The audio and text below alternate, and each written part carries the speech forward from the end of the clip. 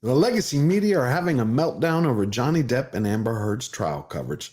So, the Washington Post started attacking all content creators while they're doing their damnedest to hide their true anger from their real enemy, which is you, the viewer, who's starting to replace all the old networks with people you trust. And instead of being only irate, the mainstream media ought to be flogging themselves for selling you out and losing your trust. Because see, once you lose trust, it's game over. This is ridiculous. It's just a lie. I don't think anyone is But don't you think that a lie like that is dangerous on a news network when you know that they know they're lying? Do you think that's a problem, that your news network lies? Can I just come back to the one I want to talk about? Two things on the ledger. You have, before we get to that, do you understand that that's why people get concerned about the veracity of the news?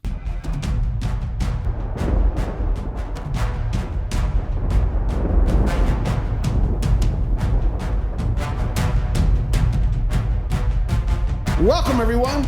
I hope you're all having a magnificent weekend. To me, this is the greatest day. Anytime you're fighting the good fight, that's just my day. Now, the mainstream media are bleeding from 1,000 self-inflicted wounds, and the Washington Post steps up to the plate to spearhead a new declaration of war. They want to be the champions for all the legacy media. They want to take down all the YouTubers, TikTokers, tweeters, and hashtag heroes on Instagram. See, they have a firm belief. If they don't control you, they want you gone. If you're telling the straight news with your own style and your own flair and you're not following the narrative that they put out for their message, they want you gone. If you're taking the viewers, they want you gone. It's simple. Washington Post and the media aren't angry about the trial coverage. They're angry about all coverage because they cannot compete. This is about power and control. Because see, a long time ago, people used to sit in their living rooms. They would watch the major networks as if they were listening to the gods from Mount Olympus. And whatever those gods said, they took as holy, as if it came from the burning bush. Well, those days are gone. Goodbye, good riddance. No one should give their blind fealty and loyalty to outside organizations who could impact your life in such a manner who do not have your best interests at heart. That's what the media is angry about. And I'm Ron Burgundy. Go fuck yourself, San Diego. Ah! Now, before we get into this Washington Post piece, if this is your first time here, I invite you, take a second and push the subscribe button down below and join the conversation at George the Giant Slayer. Now, let's get into this. Who won the Depp Heard trial? Content creators that went all in. The trial offered a potential glimpse into the future of media, where content creators serve as the personalities breaking news to an increasing number of viewers, and, in turn, define the online narrative around major events. Those creators can also bring in major personal profit in the process. In this new landscape, every big news event becomes an opportunity to amass followers, money, and clout.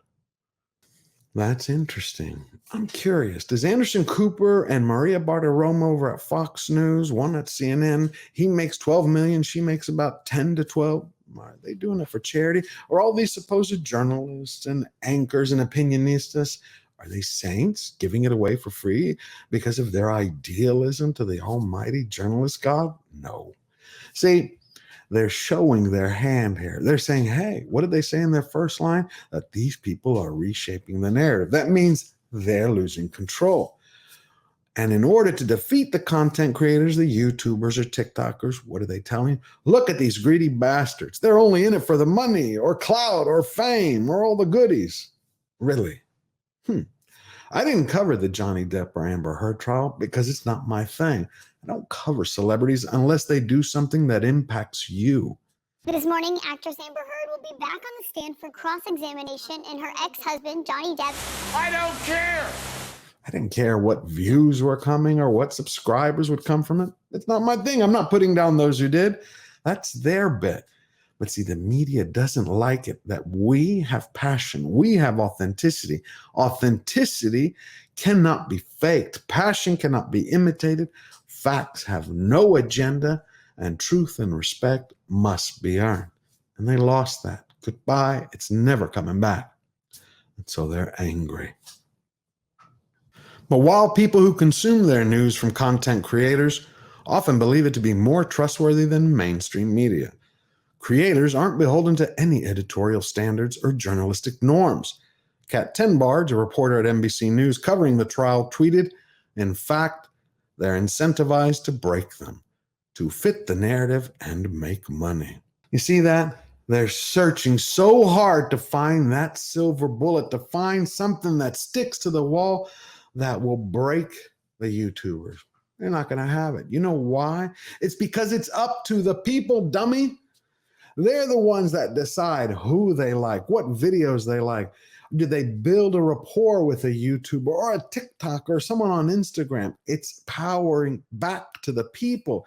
They're the ones that decide, well, I trust this guy, I trust this girl, I don't trust this person.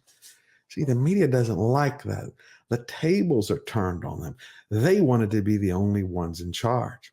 But what I find most hilarious is when they talk about journalistic integrity.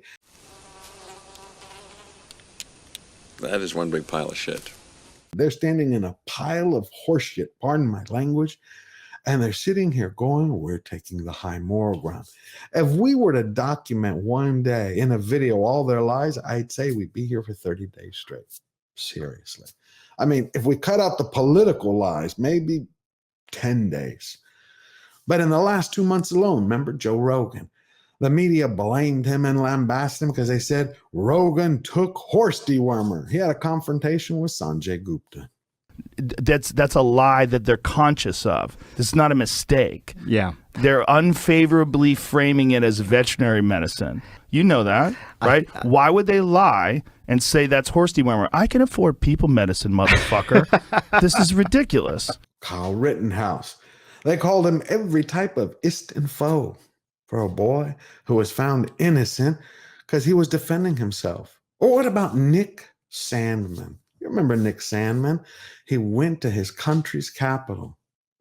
And what happened? From the Washington Post to CNN, MSNBC, NBC, ABC, every one of the networks. They called him a racist, a supremacist. And he settled out of court with him because they defamed his name, because they lied. Let's just look at Johnny Depp and Amber Heard. When Amber Heard put out that original opinion piece, of course, in the Washington Post, what happened? Did anyone ask if Depp was innocent? If the charges had any evidence? No. His career was kaput, destroyed, done. It took him going to court, sharing all his sins, all his weaknesses, all his vulnerabilities to clear his name. And are the media still saying, hey, we were wrong, he's innocent? No. Am I so out of touch? No, it's the children who are wrong. They're still defending Heard. Why? Because it's not about Heard, it's about them. They do not want to admit they were wrong. And to put the cherry on top, the writer of this Washington Post piece is Taylor Lorenz, the very same reporter who doxed the one-time anonymous TikTok, the tweet owner of Libs of TikTok. I've had to remove every single social tie. I had severe PTSD from this. I contemplated suicide. It got really bad. You feel like any little piece of information that gets out on you will be used by the worst people on the internet to destroy your life. That same Taylor Lorenz who put the Washington Post article out on attacking content creators the other day was just busted by the New York Post. Washington Post issues 2 corrections to Taylor Lorenz article that had already been stealth edited. These people just cannot go a day without lying. Do you know what the great news is? Is that we're winning. These media companies are on their back foot. These are their last days. They see the meteor, and unlike the dinosaurs, they know it. And there's nothing they can do to stop their extinction. But if you want to make it happen just a little faster, let your voice be heard. And remember that we never bow down. We never bend the knee. Firmly defiant. Step up, stand tall, and get busy living your best life now. Always forward.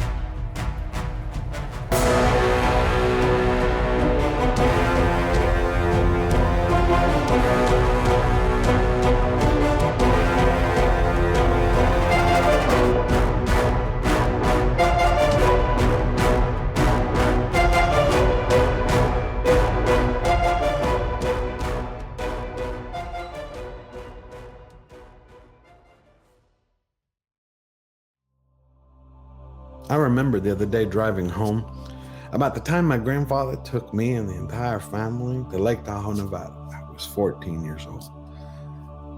And I wanted to play in the casino with him, but it was against the law. After about a day of bothering him, he's like, okay, we're going to go to the other side of the casino near the buffet. I'm going to let you play a couple of slots with me. You can pull the lever. All right. He squeezed me in between him and the machine. My arm was laid inside his arm. He was like 6'2", 6'2 and a half. I was like 5'10" to 5'11" at that point. I was excited. I pulled the handle a couple times. We lost once. We won once. I think 4 or 5 times more before a security guard comes up. And that guard's like, gentlemen, and he said it smilingly, very politely, very kindly, but he explained the law. He goes, this isn't my policy. It's not my law. It's the state of Nevada. You have to be a certain age. Now, I don't remember if that was back then 18 or 21.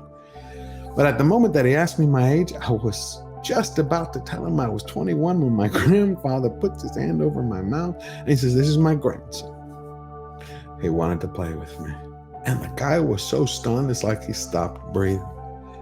He was just shocked. And he's like, I don't know when was the last time someone was so honest with me. He looked around.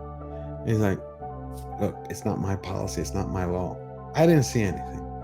I'm going to make my round. I'm going to tell my friends to not come here. When you see me come back down this aisle on the right-hand corner, that means you had your fun. You can go. You have family here? He goes, yeah, you can go with your family. You can stay. I was excited. The man said goodbye. Right as I was pulling into the bucket to pull out a quarter, my granddad said, we're done. Done. I said, but, and I looked at his eyes. He never minced words. He was very kind, very gentlemanly. He wasn't gruff or mean or cruel. He never said things a second time.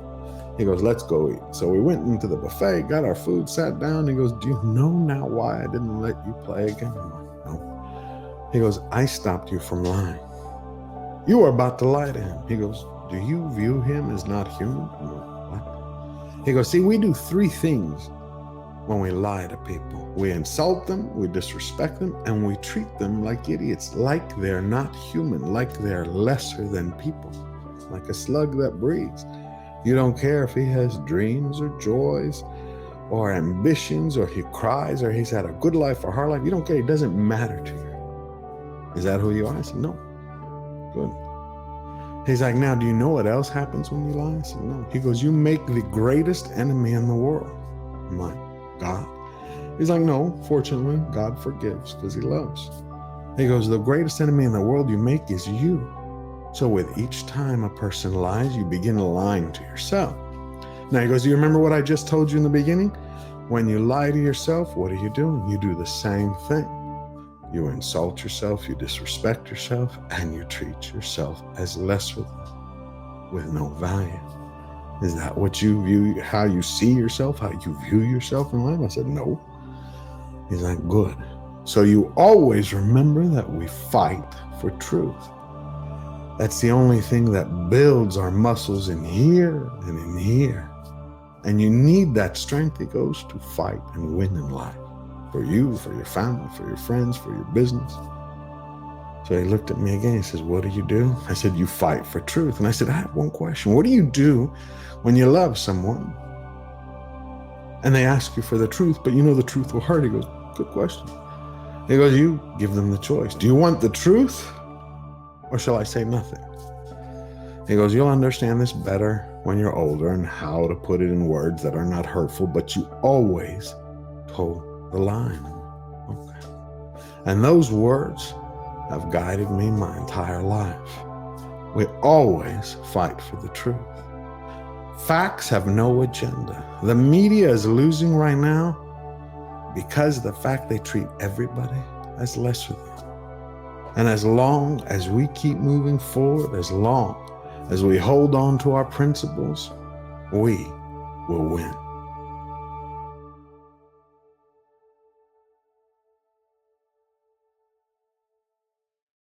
I've had to remove every single social tie.